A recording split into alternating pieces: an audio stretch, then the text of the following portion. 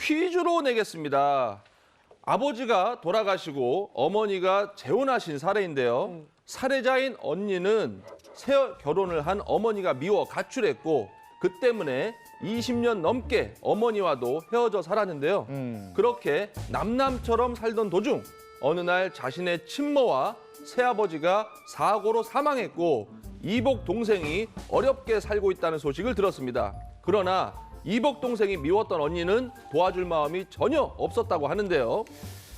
그런데 무슨 운명의 장난인지 사고로 살해자인 언니가 사망하고 말았습니다. 이때 이복 동생이 나타나서 언니의 마음과 다르게 상속을 주장한 것인데요. 어머니가 다른 이복 동생 과연 재산을 상속받을 수 있을까요? 어렵다. 근데 또 이게 20년 넘게 연락도 끊고 살았으면 맞아. 거의 남처럼 돼버린 건데. 남이 네. 그렇죠. 남이 상속 때문에 또 찾아왔다. 사실 아버지가 같으면 받을 수 있을 것 같은데 어머니가 같아서 좀 상속받기가 좀 어려울 것 같기도 해요. 사실. 그렇죠. 정답이 뭔가요? 정답은 상속받을 수 있습니다. 아. 말씀하신 것처럼 아. 아버지가 같고 어머니가 다른 경우뿐만 아니라 네. 어머니가 같고 아버지가 다른 경우 둘 다 상속을 받을 수 아. 있습니다.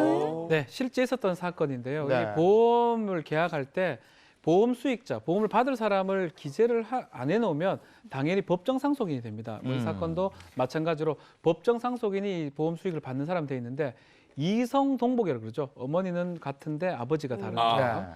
이 두 사람 이성 동복 형제지간이었는데 문제는 자신이 기재를 하지 않기 때문에 법정 상속인으로 형제한테 가도록 돼 있는데 너무 미웠지만 결국은 법대로 친계든 모계든 뭐 부계든 상관없이 형제면 당연히 법정 상속이 될 수 있다고 봐가지고 이성 동복 형제한테도 상속이 됐던 사건이 있습니다.